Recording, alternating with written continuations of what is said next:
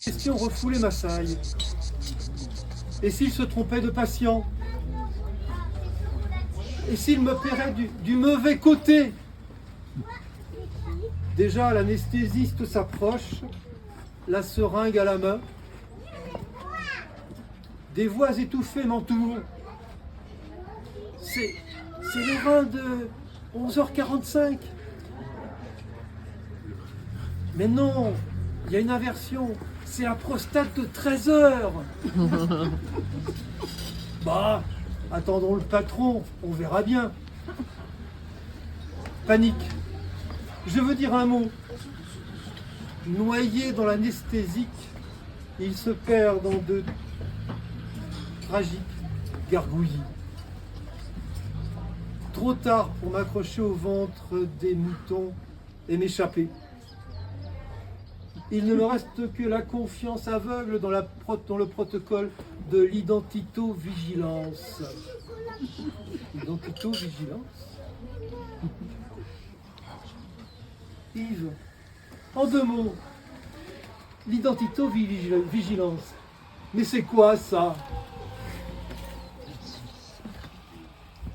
Colique néphrétique, rupture de ligaments croisés, Macintosh, luxation de l'épaule, lithiase rénale gauche, nodule hépatique du segment 4,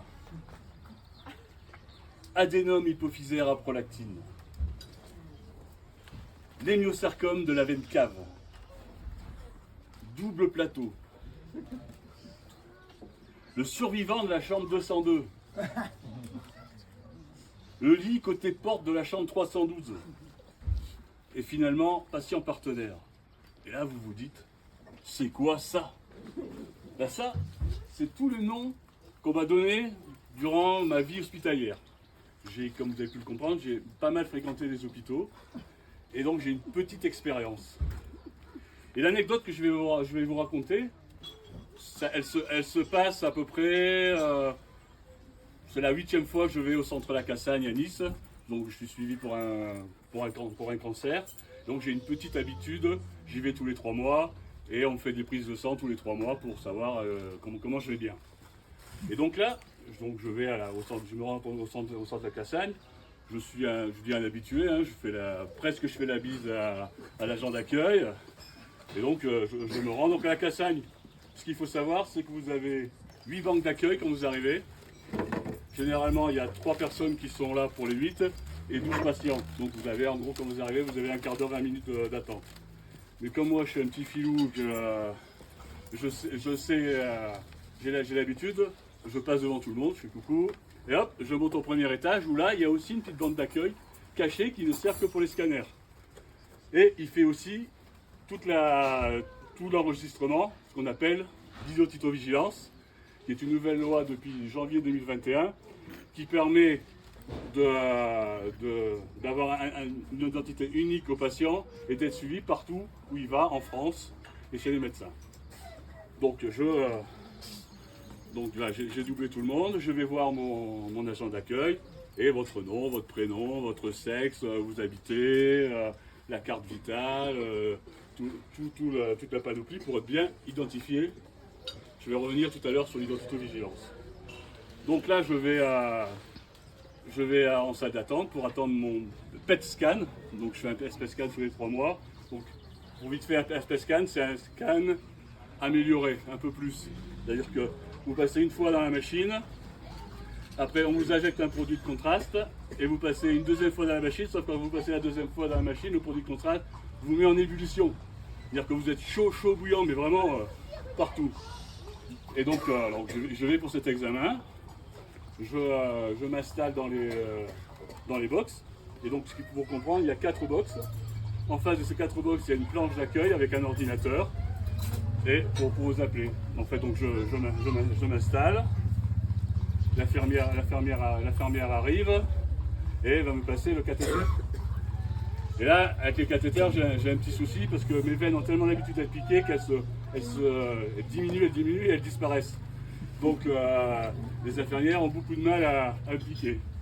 Et là, moi, j'ai un critère de reconnaissance par rapport aux infirmières qui est en fait le nombre de bleus à laquelle je vais ressortir. C'est-à-dire que si l'infirmière est débutante, et il y a les infirmières, donc il y a les infirmières débutantes et les infirmières expérimentées. Et vous avez les infirmières qui vous écoutent et celles qui ne vous écoutent pas. Donc en gros, un bleu, infirmière expérimentée, qui m'a écouté, ça va bien. 2 bleus, infirmière expérimentée mais qui ne m'a pas écouté. C'est-à-dire qu'elle a piqué le bras ou elle ne touche pas la veine, et après le deuxième. 3 bleus, infirmière débutante. 2 bleus, dans les 2 bleus, on peut mettre infirmière débutante qui m'a écouté. Après 3 ou 4 bleus, c'est infirmière débutante qui ne m'a pas écouté, qui cherche, qui triture les veines et tout. Donc généralement, quand je sors de là, je me transforme en schtroumpf, j'ai des bleus partout. Et donc, là je suis tranquillement, elle a réussi à passer mon cathéter, j'attends tranquillement. Et donc la manip en radiologie arrive, elle se met devant sa planche, elle regarde l'ordinateur, et puis elle me regarde et elle fait « C'est quoi ça ?» Alors moi je la regarde, je fais « Il doit y avoir un bug sur l'ordinateur, elle n'a pas mon nom, elle ne sait pas ce qu'elle doit faire et tout. » Puis elle me regarde encore un peu plus insistant. « Mais c'est quoi ça ?» Alors, le bug il est gros, donc panique, je veux dire je vais pas passer, comme j'enchaîne avec l'oncologue derrière, ma journée est foutue parce que je vais rater l'oncologue et tout. Puis finalement, elle vient, elle fait « Bonjour, vous vous appelez comment ?» Et là, je me dis, putain, vous avez vu la liste que je vous ai fait au début, c'est tous les noms qu'on m'a appelé, qu'on m'a donné. Et là, je dis, on a rajouté un de plus, ça. Je suis ça maintenant. Et en fait, le ça pour elle, c'est juste là, qu'est-ce qu'elle allait faire? Je ne leur veux absolument pas. Ils sont tellement pris de leur quotidien, c'était, qu'est-ce que je vais faire? C'est qui? Je vais scanner un foie, une oreille, un bras. Pour elle, je suis le prochain acte qui va venir.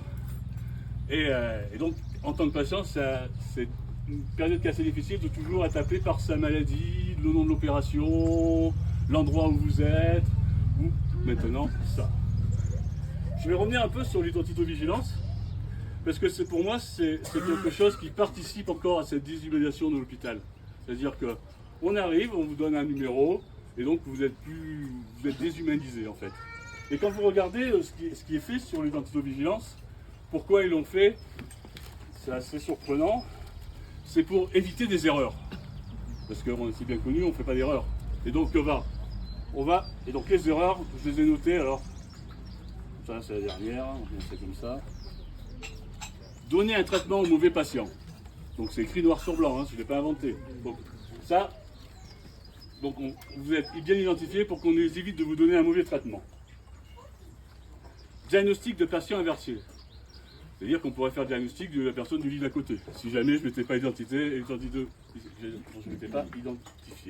Bon, ce qu'il faut savoir dans l'identitovigilance, on vous donne des feuilles avec des étiquettes. Alors je ne sais pas à quoi ça les étiquettes, il y en a 10 par feuille. Comme moi, quand je vais à la fac, j'ai 2 feuilles avec 10 étiquettes. Je les donne au scanner, après je ne les vois plus, je ne sais pas ce qu'ils en font. Mais normalement, si je veux ça, je pense que je dois être bien identifié, donc je ne devrais pas avoir de diagnostic inversé. Des erreurs d'intervention. Vous le flip, je veux dire, vous voyez, vous allez vous enlever un rein, ce qui est mon cas, on vous enlève le mauvais, dur. Donc, mais heureusement, l'identitovigilance c'est là. Opération faite du mauvais côté. Hein, on pourrait vous enlever le rein gauche à la place du rein droit si jamais vous avez oublié de vous identifier à l'entrée. Usurpation. Là, c'est fabuleux. C'est-à-dire, moi, je vous donne sans problème ma carte vitale et tout, et vous allez passer les examens à ma place. Hein, je pense que tout le monde se précipite pour usurper les malades. Erreur de déclaration de décès. Sympa, quoi. C'est-à-dire, il faut... Hein, sans commentaire. Et la dernière, mauvaise attribution du numéro de séjour. En plus d'un numéro d'identité, vous avez un numéro de séjour. Je vous dis ça, j'avais déjà joué cette petite anecdote à un festival. À la fin, une dame est venue me voir, elle m'a montré son portable, elle m'a dit regardez. Elle m'a montré un bracelet avec un nom dessus. Et sur le bracelet, il était marqué Andrea Marquez. Elle me fait oui, moi je m'appelle Martine Dupont. Donc elle s'était retrouvée avec un mauvais bracelet. Donc vous voyez un peu la personne, tout ce qu'elle a eu, tout ce qu'elle aurait pu subir. Donc ce qu'on peut retenir de ça, c'est quoi ça, l'identitovigilance?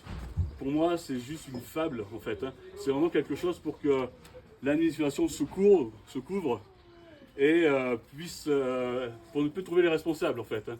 Et ça me fait rappeler une petite anecdote d'un Premier ministre qui disait « Je me sens tout à fait responsable, pour autant je ne me sens pas coupable ». Vous savez, c'est M. Fabius lors de l'affaire du sang contaminé. Et bien, j'ai l'impression que l'identité de vigilance va contribuer à ça. C'est-à-dire qu'à un moment donné, on va chercher le responsable, et s'il faut le responsable, ben, ça va être l'imprimante, hein, qui a mal imprimé, et pas d'autre, en fait. Et donc, ce que je voulais dire aussi, c'est que... Bon, ça y est, j'ai perdu mon fil. Donc voilà, ce qui est important, voilà, oui, je reviens sur le dernier nom de ma liste, qui est patient partenaire. Donc suite à toutes ces mésaventures, je suis passé de l'autre côté, je dirais. Donc une chance, c'est que le CHU de Nice et la fac de médecine de Nice offrent des parcours de patients partenaires. Ça veut dire quoi? Ils ouvrent la porte à des patients comme moi pour qu'ils puissent valoriser leur expérience auprès des soignants ou auprès des futurs étudiants. Et ça, c'est vraiment quelque chose d'extrêmement positif, en fait, pour le patient. C'est-à-dire que moi, ça me fait énormément de bien d'aller raconter mes histoires à des soignants, hein, ou à des futurs étudiants en médecine. Donc, ce que je voulais dire encore un petit mot sur tout ça, en fait. J'ai l'impression que tout ce qui est fait à l'hôpital, c'est pour toutes ces mises en place de normes. C'est-à-dire qu'on norme, on fait l'identitovigilance, on met des ingénieurs qualité, on met tout ça. Ben, tout ça, on fait ça pour le patient, mais en fait, ça participe à la désanonymisation de l'hôpital. C'est-à-dire qu'on se transforme tous les patients en objets ou en quelque chose de truc. Donc ça va à l'encontre. Parce qu'en fait, qu'est-ce que c'est que le soin? Ils vous le diront tous mes collègues, c'est une relation. C'est une relation entre deux individus. Et on peut se demander vraiment, est-ce qu'on est en capacité, nous, de normer cette relation? Puis ma relation avec mon médecin ou ma relation avec l'autre va être différente à chaque fois, alors que le contexte hospitalier essaie de normer tout ça. On met des normes, on peut dire bonjour et tout ça. Bon, c'était un peu le sens de ma première intervention. Et ce que je vais finir par vous dire, quand vous allez dans un CHU, que vous voyez la belle affiche sur l'identitovigilance, parce que c'est à la mode, hein, elle est partout maintenant, je vous dis d'avoir une petite pensée pour moi, de vous mettre devant et de crier, mais c'est quoi ça? Yves, devenu patient partenaire, révèle aux futurs médecins la brutalité d'une discipline qui blesse par des mots maladroits et inacceptables et qui reste gravé dans les chairs. Il leur enseigne, à son échelle, qu'une relation d'humanité avec leurs futurs patients est non seulement possible, mais éthique. Mais la maltraitance pédagogique qui donne aux médecins les outils pour soigner la maladie, sans donner les outils pour soigner le malade, perdure. Jean-Michel, depuis plusieurs années, nous proposons une autre voie. S'approprier son corps et ses sensations et devenir partenaire de ces traitements. Je m'appelle Jean-Michel Benatar, je suis le médecin du groupe. Et félicitations. Et donc, voilà, félicitations. Et donc, j'ai mis une blouse pour être reconnaissable, mais je ne suis pas seulement médecin, vous allez voir. Alors, je signale juste que je n'ai pas de lien avec l'industrie pharmaceutique. Je signale aussi que ce que je vais dire, ça peut choquer certaines personnes et qu'éventuellement, vous avez quelques secondes pour vous en aller, parce que ça risque d'être un petit peu brutal. Et l'histoire d'Yves, en fait, ce qu'a raconté Yves, c'est mon quotidien. C'est mon quotidien d'écouter des histoires de maltraitance subies par les patients. Et il s'est passé qu'un jour, j'ai failli arrêter mon métier parce que je recevais trop d'histoires. Et ces histoires me causaient des douleurs au ventre. Et donc, il fallait que je fasse quelque chose parce que je ne pouvais plus tenir. Quand j'entendais l'histoire d'Yves ou que j'entendais l'histoire de nombreux patients, c'était très difficile à accepter. Voilà. Alors je vais enlever la blouse pour une deuxième identité, sans identito-vigilance.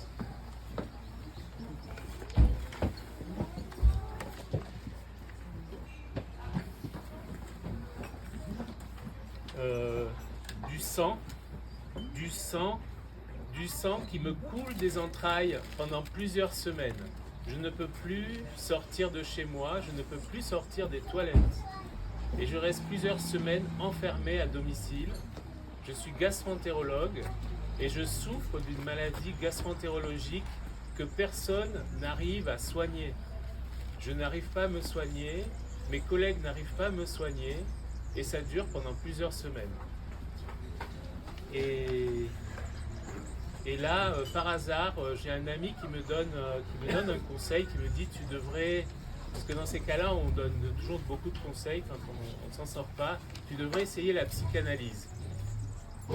Et au bout seulement de quelques séances de divan, en fait, le fait d'être écouté par un autre être humain, tout s'arrête brutalement. Le simple fait de dire son histoire, les symptômes gastro-entérologiques s'arrêtent brutalement. Et je suis guéri, et ça fait 20 ans que je suis guéri. Et là, j'ai un gros choc. J'étais un médecin très conventionnel où je pensais que tout pouvait se soigner par des médicaments. Et je découvre qu'on peut être soigné uniquement en étant écouté.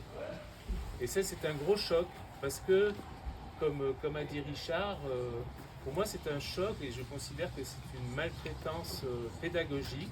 C'est-à-dire on m'a appris à soigner les maladies, et notamment avec des médicaments, mais on ne m'a pas appris à soigner les personnes qui souffraient de ces maladies. Et les personnes qui souffrent de maladies, la première chose qui permet de les soigner, c'est d'être écouté par un autre être humain. Et donc c'est la base de la relation de soins. C'était très difficile pour moi parce que j'avais beaucoup de respect envers mes maîtres. J'ai toujours écouté tout ce que la faculté m'a appris. Et donc, en plus du choc d'être malade, c'est le choc de n'avoir pas pu me soigner selon les normes de la faculté. Donc je découvrais finalement, par mon histoire personnelle, je découvrais que d'autres soins étaient possibles. Je vais remettre la blouse pour vous parler des autres soins qui sont possibles. Docteur, appelez-moi docteur. Comme un docteur. Donc là, je suis guéri, je vais bien, et puis je me dis, tout ça, il faut que je le transmette, il faut que mon expérience soit utile. Et là, j'ai la chance de façon concomitante avec cette guérison, et peut-être ça a participé à la guérison, de lire un livre de Pierre Lecoz, qui est philosophe, et notamment philosophe de la médecine, et qui a écrit Petit traité de la décision médicale. Et en fait, le message qu'il nous donne, c'est que pour être éthique, un professionnel de santé, pour être éthique, il faut qu'il fasse participer sa sensibilité et que toutes nos décisions d'être humain envers un autre, non-malfaisance, autonomie du patient et justice, dépendent de notre sensibilité et du rapport sensible qu'a le professionnel de santé avec le patient. Et là encore, je me dis, mais c'est pas possible. On m'a appris la réserve, on m'a appris la distance, on m'a dit que je devais être objectif, mais en fait, je m'aperçois que c'est tout l'inverse. La seule possibilité d'avoir une relation de soins qui s'appelle relation de soins, et donc c'est de mettre en jeu sa sensibilité, et à ce moment-là, il s'agit d'une relation éthique de soins. Et donc, il faut passer de ce qu'on appelle la juste distance à la juste proximité. Il n'est pas possible d'établir un lien avec un autre être humain si on ne l'a pas rencontré au préalable. On ne peut pas proposer des actes médicaux si on n'a pas rencontré la personne qui est en face de nous. Si on propose un acte médical sans avoir rencontré au préalable l'autre personne, ça veut dire que nous sommes un objet en face d'un objet, que nous sommes une encyclopédie en face d'un organe malade. Et donc là encore, grâce à Pierre Lecoz, donc je comprends encore autre chose, j'ai le droit d'engager ma sensibilité dans la relation de soins et ça change tout.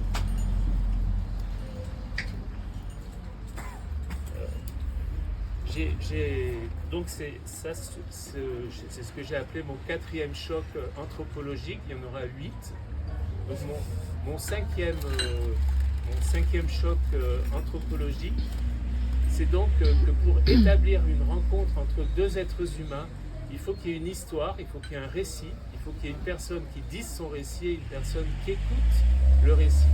Et ça nous conduit à ce que nous appelons la médecine narrative. Et qu'est-ce que c'est que la médecine narrative?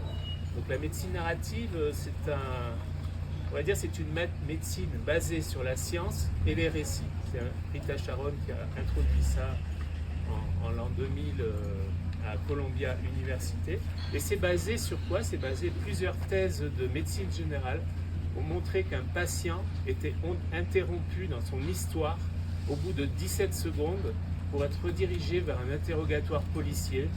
Et donc, habituellement, le patient n'a que 17 secondes au maximum pour expliquer pourquoi il est là devant le médecin. Et il faut bien qu'il fasse attention parce que si au bout de 17 secondes c'est terminé, il n'aura plus la parole. Et on s'est aperçu avec une autre grosse étude que dans 85% des cas, si on laisse parler un patient sans l'interrompre, ce que nous on appelle l'écoute radicale, eh bien, le patient va dire exactement tout ce qui le préoccupe, toutes ses peurs, toutes ses souffrances et toute son histoire.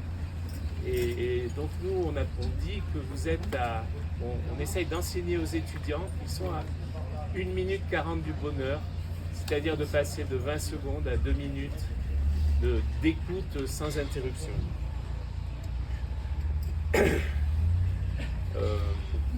Pour enseigner cette médecine narrative, on utilise les ateliers d'écriture et on utilise des espaces particuliers où les personnes vont partager leur intimité concernant la relation de soins avec d'autres personnes et on met ensemble des patients et des professionnels et le fait de mettre ensemble des patients et des professionnels, c'est aussi important pour les patients que pour les professionnels et pour les étudiants. Par exemple, on a un film sur la pédagogie du soin qui introduit ce qu'on fait, qui s'appelle Barberousse. Barberousse, c'est un vieux médecin, chef d'un dispensaire au Japon du 19e siècle, qui veut enseigner un jeune médecin tout fringant, tout rempli de ses connaissances livresques, en fait, à qui il va apprendre la médecine de terrain par plusieurs étapes.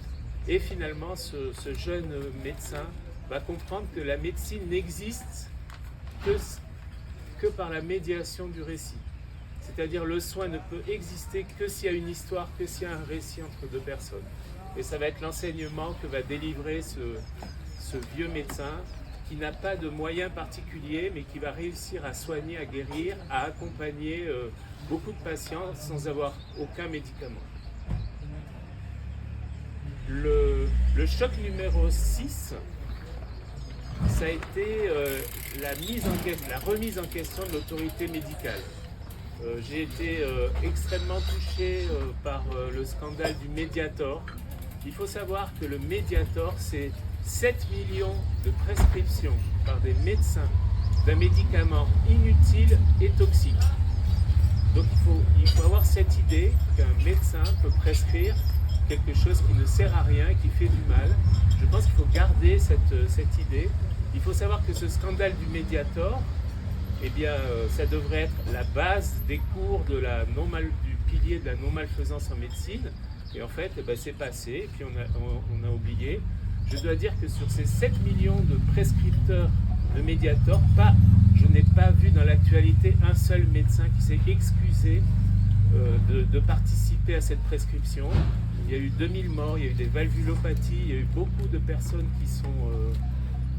qui sont décédées. Il faut savoir que Irène Frachon, donc lanceuse d'alerte, en fait a été plutôt seule pour se battre finalement contre toute la communauté médicale, mais aussi contre les institutions, pour faire reconnaître la toxicité du Mediator.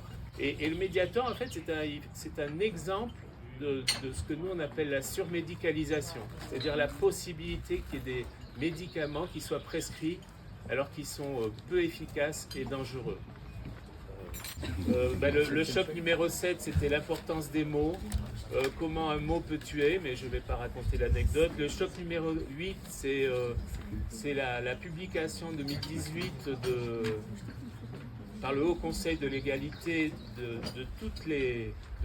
la mise en évidence des maltraitances gynéco-obstétricales, et notamment cette histoire un peu qui a défrayé la chronique, comment une femme qui est dans une opération peut avoir une suite de 25 étudiants qui vont faire un toucher vaginal sans que la personne ait été au préalable qu'elle servait d'aille pédagogique, et la non-reconnaissance de la culpabilité des médecins qui ont osé faire ça et qui le revendiquent aujourd'hui comme seule pédagogie possible.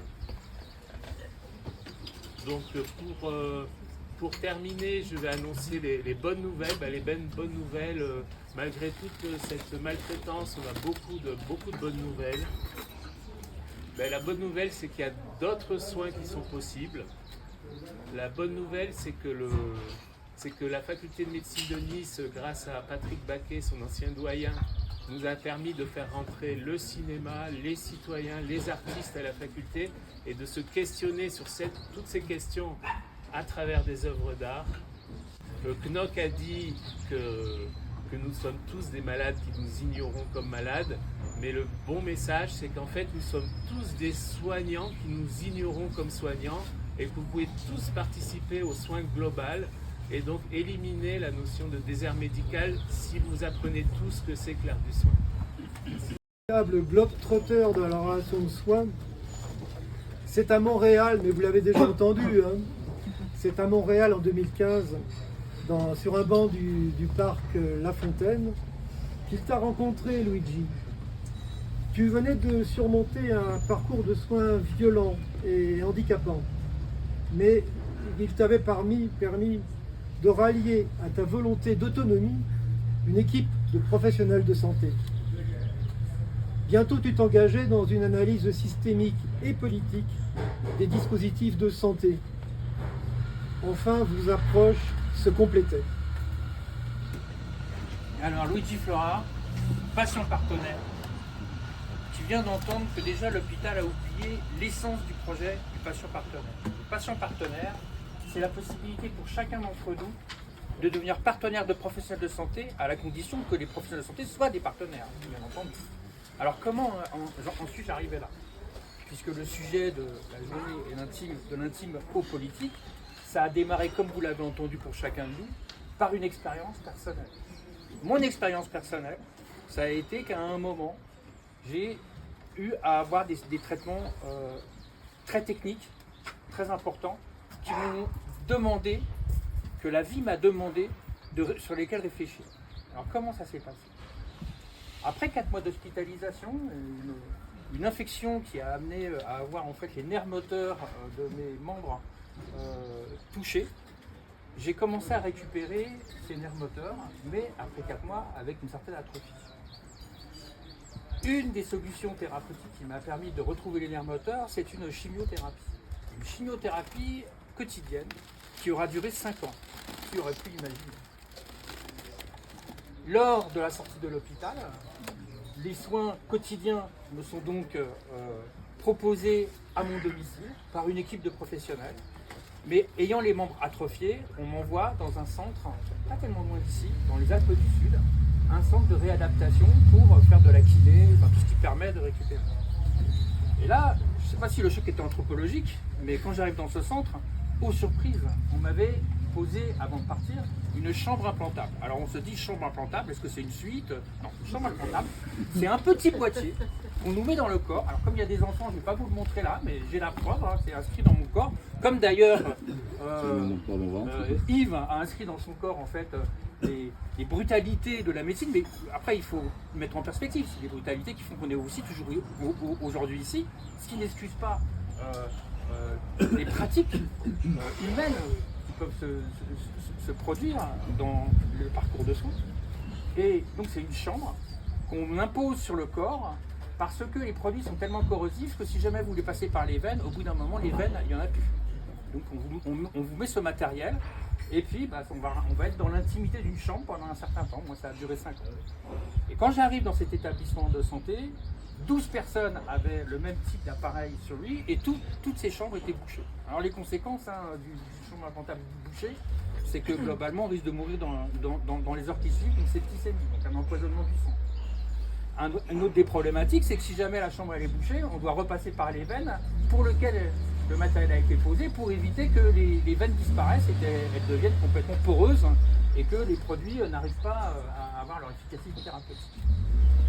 De ce moment-là, en fait, j'ai eu une réflexivité que nous demandons, en fait. Tout à l'heure, Jean-Michel parlait, en fait, de cette sensibilité à les trouver. Ce nous essayons de faire, nous, dans la formation, les formations qu'on propose avec Jean-Michel et Richard et Yves, c'est des formations, en fait, qui permettent d'interroger la subjectivité. Parce que c'est bien ça dont on parle. En médecine, on apprend l'objectivité, à mettre de la distance, tout ce dont n'a pas besoin un patient quand il est en vulnérabilité, un être humain qui est en vulnérabilité.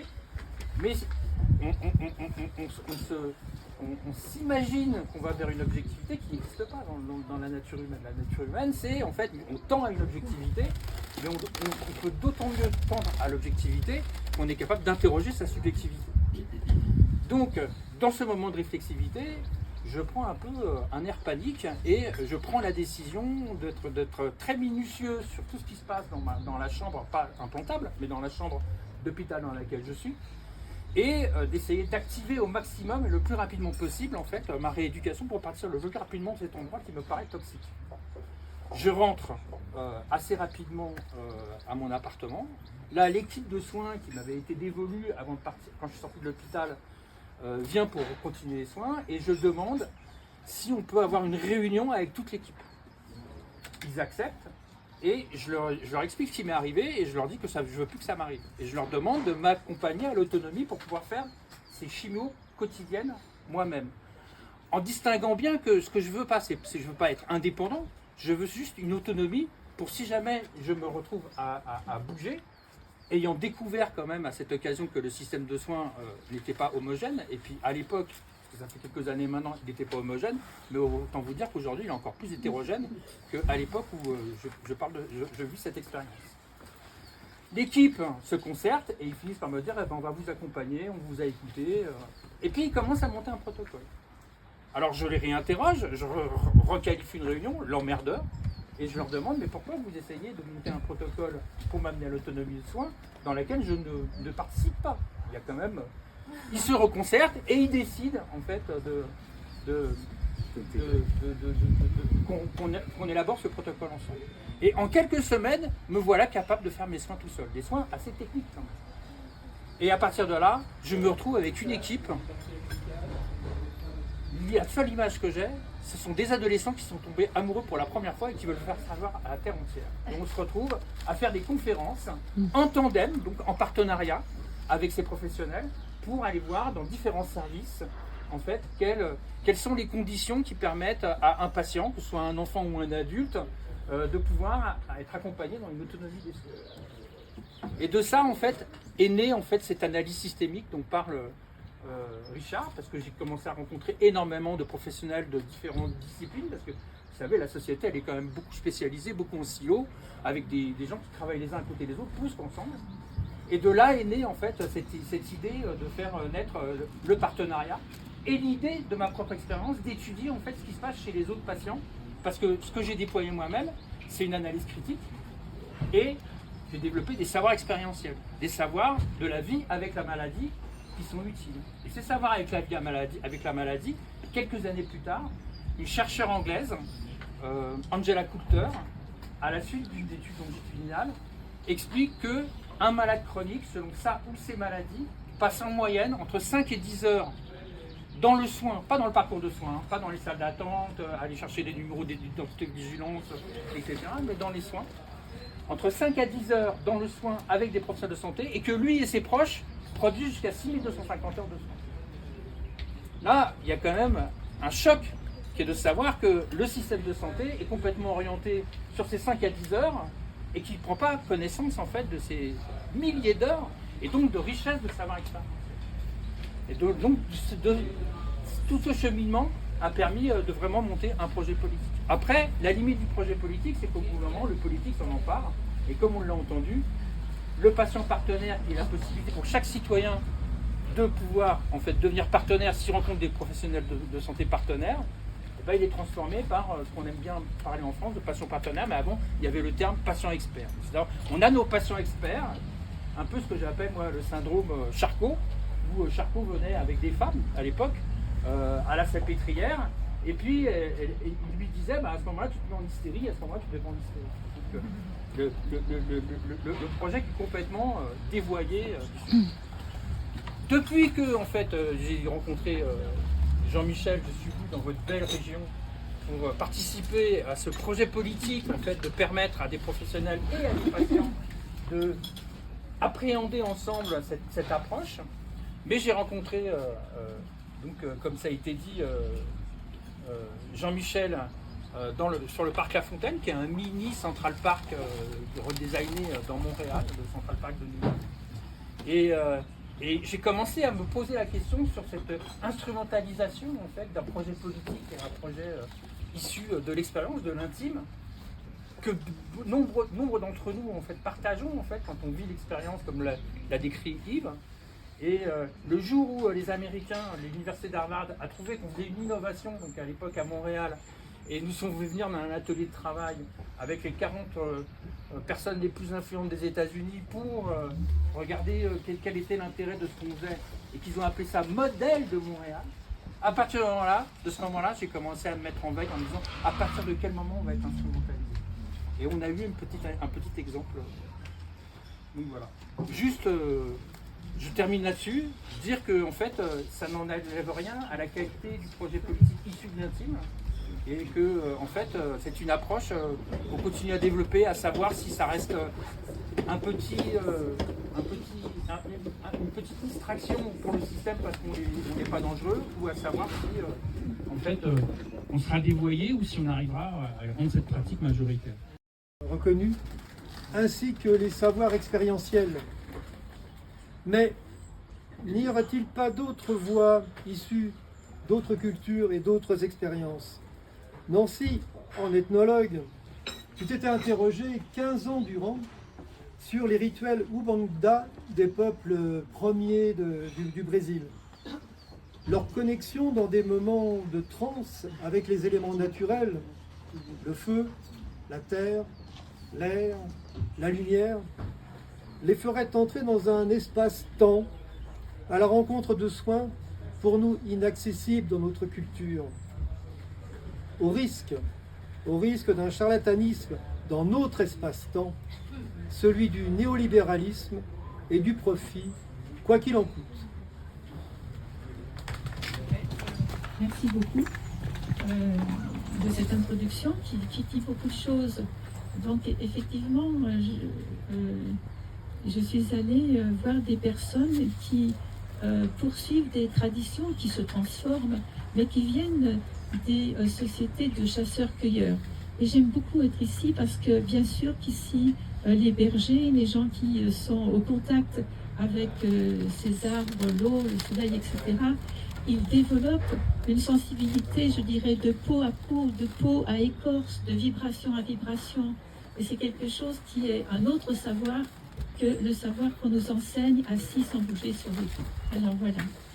Donc, j'ai beaucoup d'admiration pour des personnes d'une puissance extraordinaire et qui ne sont pas des gens qui parlent forcément, qui parlent très très bien, mais avec peu de mots. Alors, vous n'êtes pas sans savoir que les colons, lorsqu'ils sont arrivés dans les contrées lointaines, notamment en Amérique latine, ils ont dit « Ah, mais c'est le paradis !» Et puis petit à petit, il a fallu quand même qu'on les pille, qu'on extrait les minéraux, qu'on vole leurs récoltes, leur or, etc. Il a fallu qu'on leur apporte notre vérité, notre Dieu, eux qui conversaient avec les esprits de la nature. Et ça s'est passé dans le conflit, le meurtre et la torture. Et puis petit à petit, ce qu'on ne connaissait pas, on s'est mis à le connaître un petit peu plus. Les anthropologues parlait de crise d'hystérie quand les chamans entraient en transe. Et puis on s'est mis à voler leurs techniques, et notamment les techniques de rituels de transe. Et ceux qui ont fait ça ont eu des expériences extraordinaires, et ils ont beaucoup écrit. Enfin, ça a été un moment de très grande réjouissance dans les universités françaises. Et véritablement, on s'est mis à faire de la mode du chamanisme. Donc, qui n'a pas son tambour ici? Qui a un tambour? Qui n'a pas son tambour? Qui ne fait pas des nuits à la pleine lune, du tambour? Et on est chaman, et un petit peu comme le disait Jean-Michel, on se soigne peut-être finalement mutuellement les uns les autres. Sauf qu'il y a des dérives, et c'est de cela dont je vais vous parler. Alors, je viens un jour, je ne sais pas si vous connaissez, dans le Var, à Cobolin, il y a un centre qui s'appelle Trimurti, qui s'appelait, et il y avait des stages de thérapie et des stages de présentation de chamanisme. Un journée porte ouverte, en mai, il fait chaud, je suis très intéressée, je viens, il y a beaucoup de monde, et les gens qui feront un atelier en été vont présenter leur programme. Donc moi je viens à un programme, je connais personne, je me vais à l'atelier Mario. Je viens, on est une cinquantaine, on s'assoit, on fait silence. Mario, le cheveu un peu gras, le dos un peu voûté, en Marcel. Pas franchement une figure de playboy, mais on n'a pas besoin quand on est chaman. Et puis il nous reçoit, il nous dit, bon voilà, mes livres là à 19 €, ils sont complets, ils sont magnifiques. À 17 €, c'est déjà la structure. Bon, ceux qui n'ont pas les moyens, à 8, vous comprendrez quand même quelque chose. Je suis spécialisée dans les pierres. Je suis un chaman internationalement reconnu. Là, je commence à me dire, oh. Et puis, il dit, bon, alors, si vous voulez connaître, si quelqu'un veut une thérapie, alors, on est tous, on demande. Alors, si quelqu'un veut une thérapie, venez. Alors, hop, la première, une magnifique jeune femme se présente, elle arrive, et comment tu t'appelles? Corinne. Assieds-toi, Corinne. Tire une pierre. Tire une pierre, et puis il la regarde et lui dit, Corinne, tu n'es pas authentique. Retourne à ta place. Alors, là, froid dans l'assemblée, plus personne ne veut vraiment y aller. Alors il regarde, il scrute, et puis il dit, toi, viens. Alors c'est une femme d'une cinquantaine d'années, un peu rondelette, gentille, manifestement. Elle s'assoit, tire une pierre, elle tire une pierre. Il la regarde, il dit, ah, je vois, tu as des problèmes. Oui, je vois, je sais, je connais. Dis-moi, ma mère est à l'hôpital et je vais la voir tous les jours et je suis épuisée. C'est ça, je l'avais vue, c'est ça, c'est ta mère, oui. Et oui, et dis-moi, ta mère, elle est nocive. Alors la femme se recule un peu dans son truc. Et puis il dit, Corinne, non, comment ça va dire? Il ne faut plus voir ta mère. Alors là, elle se ratatine, la dame, parce que c'est pas possible, sa mère va mourir, là, elle se ratatine. Sauf qu'au moment où il lui dit, il ne faut plus voir ta mère, elle va peut-être dire quelque chose, mais la sonnerie retentit, c'est le réfectoire qui dit, venez vite manger, on n'a même pas 40 minutes pour manger, donc branle-bas. Alors lui, il quitte. Il dit, voilà, alors je vais vendre quelques livres, ça prend 3 minutes, il vend quelques livres. D'autres gens savent qu'il faut aller très vite au réfectoire, s'en vont, la salle se vide. Et finalement, je reste sidérée, seule, avec cette dame qui pleure dans son fauteuil. Alors, je vais la voir, je lui mets la main sur l'épaule, je suis sidérée, j'ai vraiment rien à dire. Je trouve un truc nul du genre, est-ce que vous voulez venir manger? Et je trouve rien. Et moi-même, je vais manger. J'arrive au réfectoire. C'est plein, c'est bruyant. Ils ont déjà mangé l'entrée. On est au plat principal. Je cherche une espèce de place. J'en trouve une. Je m'assois. Et je suis en face de 2 dames qui étaient dans l'atelier. Et l'une dit à l'autre, oh, Mario, j'ose pas le regarder. Si il me regarde dans les yeux, il connaîtra toute ma vie. Alors, je tombe, peut-être pas de Thierry Bancila, mais je tombe des nues, quoi. Alors voilà la déconstruction de ce que je voulais vous raconter. C'est que d'un côté, cet Occident qui, hélas, est le nôtre, il a pillé, volé. On est allé à un moment donné voir dans le début du XXe siècle, on a pillé tous les savoirs des plantes, les laboratoires, pour les prendre, pour les breveter, pour faire de l'argent et pour leur interdire de les commercialiser eux. Donc, on a après pillé les techniques. Avant, on avait pillé les terres et tout. Et ensuite, on ne comprend pas, certains ne comprennent pas, et même si quand on comprend bien, il me semble qu'on n'a jamais des millénaires de culture derrière soi pour ressentir ce qui se passe et avoir des réponses. Parce que nous, nos réponses, elles sont conceptuelles, etc. Elles sont livresques. Alors que leur réponse, ben, c'est la réponse quand on va voir un berger d'ici, puis qu'on dit est-ce que cette plante, elle est bien pour la brebis, est-ce que c'est le moment, ou s'il a plu, est-ce que c'est le moment? Lui, il sait, mais nous, on ne saura pas. Donc, c'est ces savoirs qui sont d'expérience de vie en expérience de vie, et on les pille, on les détourne, et on en fait de l'argent, méchamment, je dirais, à l'encontre. Et donc, je rejoins mes collègues, ben, on refait des prescriptions complètement nulles et du charlatanisme.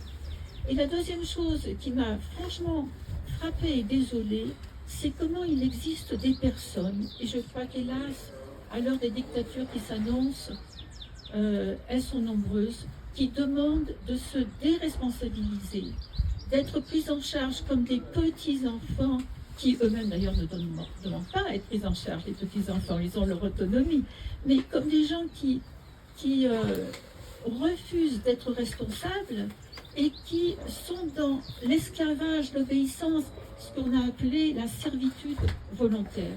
Et ça m'a fait beaucoup de peine parce que je me suis dit, mais on ne va pas s'en sortir. Voilà.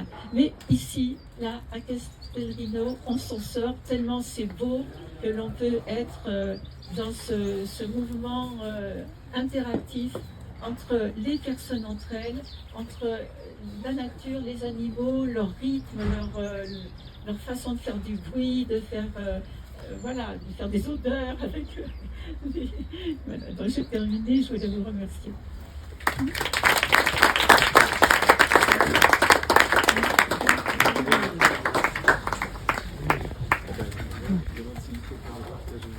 Notre démarche présente, celle d'aujourd'hui, celle de l'intime, du personnel aux politiques, fidèle en cela aux conférences gesticulées, a fait surgir de nos expériences personnelles ou de celles de nos proches éventuellement, et quelquefois, à notre grande surprise, une médecine déshumanisée où règne partout le pouvoir des chiffres et des protocoles standardisés de traitement. Et avec Didier Sicard, ancien président du comité consultatif national d'éthique, nous voulons remettre le patient au cœur d'une décision partagée et, je cite, réduire le malentendu croissant entre une médecine qui a largué les amarres de l'écoute et de l'entendement et la révolte des corps, certes soucieux de guérir, mais pas à n'importe quel prix.